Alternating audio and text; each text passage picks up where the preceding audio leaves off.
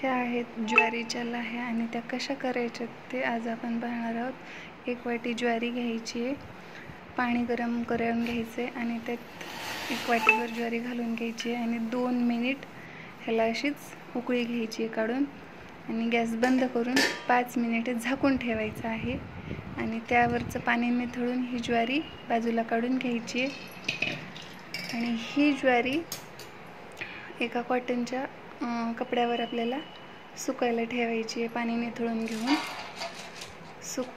हे ज्वारी रात्रभर सुकवून घ्यायची आहे आपल्याला। हे तुम्ही रात्री प्रोसेस करून ठेवू शकता आणि नंतर जाड बुडाची कढई घ्यायची आहे आणि अगोदरच गरम करून घ्यायची आणि त्यामध्ये थोडीशी ज्वारी घालून घ्यायची आपली आणि थोडंसं फिरवून घ्यायचे कारण गरम होईल ज्वारी अशी आणि वरती ताट ठेवायचे आणि ह्या अशा लाह्या फुटू लागतात त्या। बघा कशा उमललेल्या आहेत पहा।